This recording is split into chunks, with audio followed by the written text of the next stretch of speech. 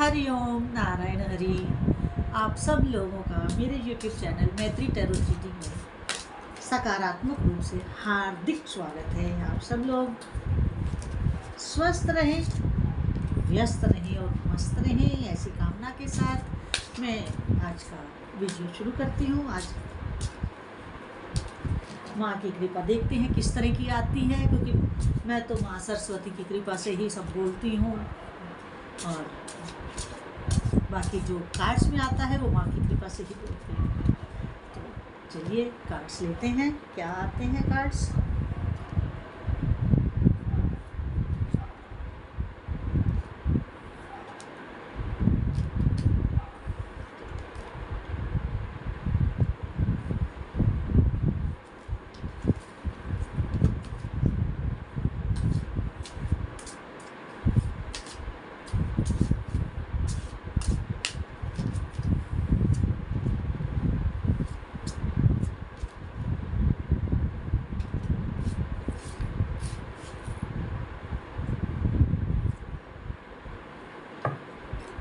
Cards मेरे सामने आ गए हैं और अब हम रीडिंग शुरू करते हैं आज की। तो पहला ही कार्ड जो है वो थोड़ा आपके भीतर किसी बात को लेकर के, किसी घटना को लेकर के, किसी व्यक्ति को लेकर के या किसी भी ऐसी परिस्थिति को लेकर के गिल्ट है। आपको ऐसा लग रहा है कि आपने शायद कुछ ज़्यादा बोल दिया, या आपसे कोई गलती हो गई, या आपका मन का भाव किसी को लेकर के अच्छा ना रहा, कुछ इस तरह की आपके अंदर गिल्ट है, कुछ आपके अंदर इस तरह का भाव है। लेकिन वो पास्ट हो चुका, आप कर चुके, जो होना था वो हो चुका है। लेकिन ये अच्छी बात है, बड़ी स्वागत योग्य है कि आपके अंदर ये एहसास है कि आपसे कुछ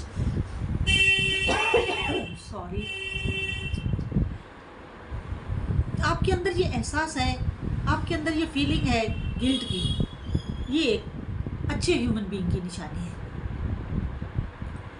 क्योंकि अगर हमसे कुछ हो जाता है ऐसा और हमें उस गलती का एहसास बाद में भी होता है, तो हमारे अंदर बैठे हमारे प्रभु, हमारी आत्मा उस चीज़ को जानती है कि हमें उस चीज़ को लेकर के कितना पश्चाताप हो रहा है, कितना गिल्ट हो रहा है, कितना हम पछता रहे हैं कि अरे ऐसा नहीं होना चाहिए था।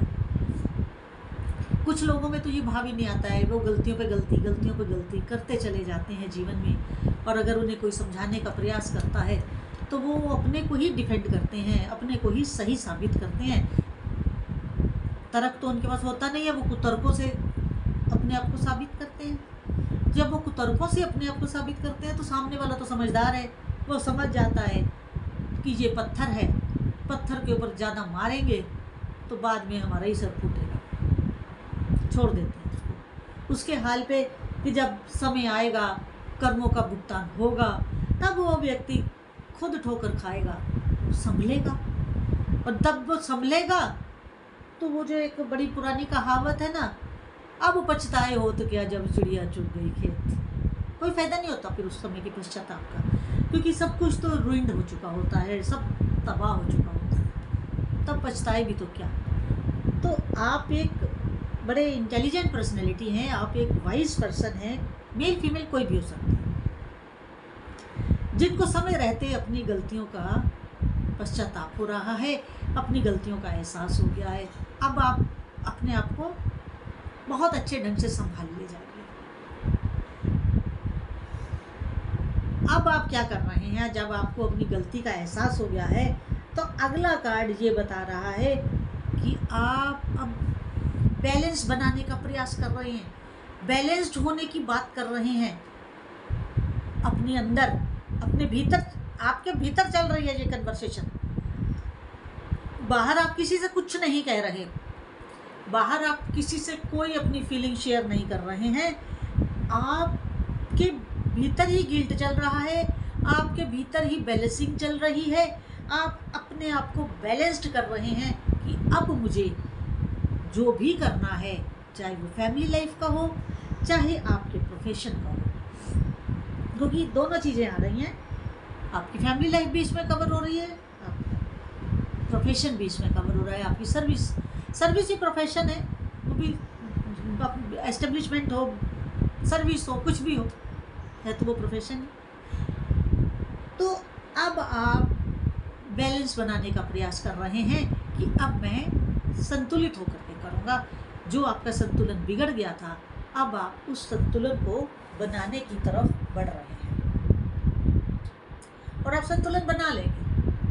क्योंकि जब एक इंसान को अपनी गलती का एहसास हो जाता है, तब वो आगे जो भी कदम उठाता है तो वो बड़ी मैच्योरिटी के साथ उठाता है। मेरा थोड़ा गला खराब है। कल मुझे कमेंट भी किसी ने किया था कि गुरु माँ आपको सर्दी हो गई है तो अपना स्वास्थ्य का ध्यान रखें। सही कहा उन्होंने, मौसम चेंज हो रहा है तो रात के समय थोड़ा ठंड हो जाती है। नहीं, मैं ध्यान रखूँगी, आपका उसके लिए शुक्रिया, आपने इतना मेरा ध्यान रखा। तो आप अब बैलेंस बनाने का प्रयास करेंगे और ये जो प्रयास है आपका बड़ा सार्थक होगा, आपको आगे बढ़ने में सहायक होगा। आपकी एक नई पर्सनैलिटी लोगों के सामने लाएगा, एक नई पर्सनैलिटी आपकी लोगों के सामने व्यक्त होगी। अगला कार्ड जो है वो ये है कि आपके घर में कोई आपके बुजुर्ग एल्डर हैं, ग्रैंड मदर, ग्रैंड फादर, दादा दादी, नाना नानी या और भी कोई भी हो, आप उनकी खूब सेवा करिए। ये कार्ड आपकी वेलफेयर को बता रहा है, आप उनकी खूब सेवा करिए, क्योंकि उन बुजुर्गों के द्वारा दिया हुआ आशीर्वाद आपके आने वाली लाइफ को इतना बढ़िया करेगा, इतना बढ़िया करेगा जो आपकी भी समझ से बाहर हो। क्योंकि ब्लेसिंग ऐसी चीज़ है, आशीर्वाद एक ऐसी चीज़ है जो इनविजिबल है और इनविजिबल होते हुए भी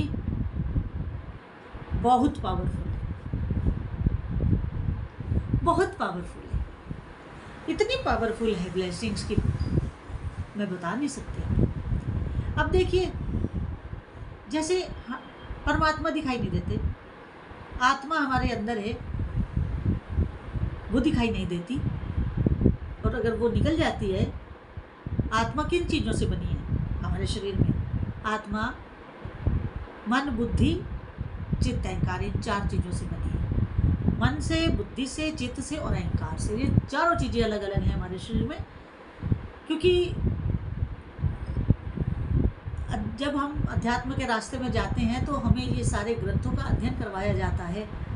तो एक भावनोपनिषद आता है, एक शरीर को लेकर के आता है, तो वो उन सब में ये सारा जिक्र है। और मैं इन सब का धीरे धीरे अनफोल्ड कर रही हूँ अपने दूसरे चैनल स्पिरिचुअल वॉक विद मैत्री में, इन सारी चीज़ों को अनफोल्ड करती हूँ। तो आप मेरे उस दूसरे यूट्यूब चैनल को भी देखा कीजिए, स्पिरिचुअल वॉक विद मैत्री में।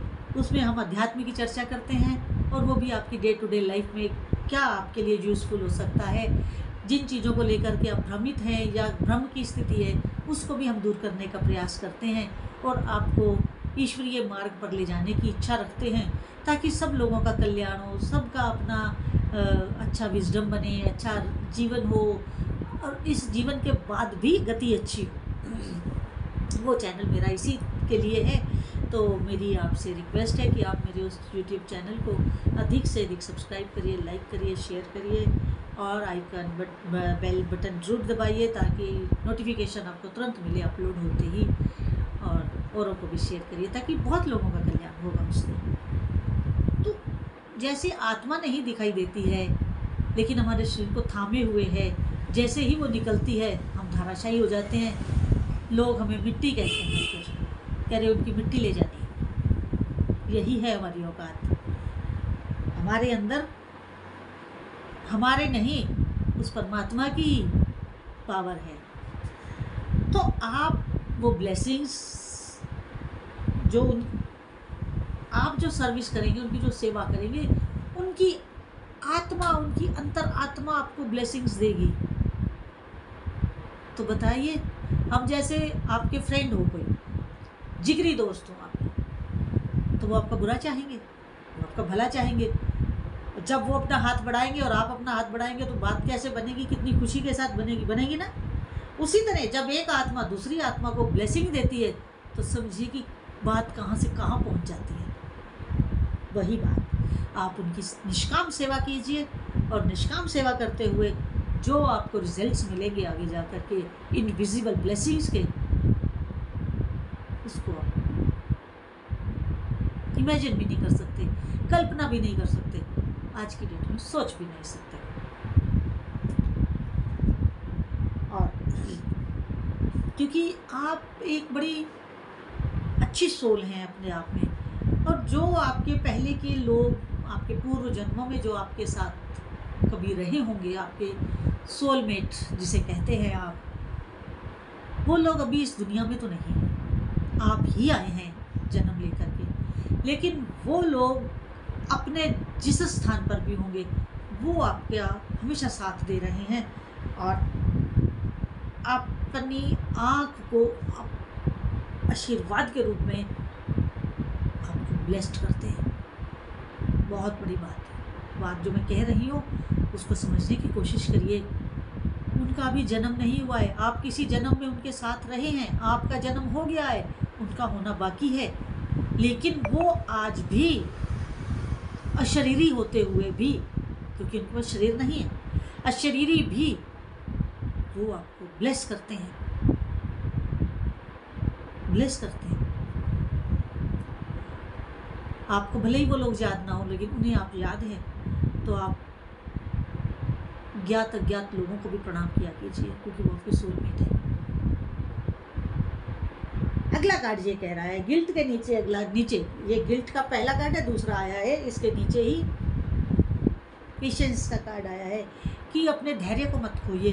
अगर आपको गिल्ट भी हो रहा है ना, अंदर गिलानी भी हो रही है, तो उस गिलानी को धैर्य के साथ रिलीज करें, अधीर ना हो, धैर्य धारण करें, तो उससे आप धीरे धीरे अपने गोल तक पहुंच जाएंगे।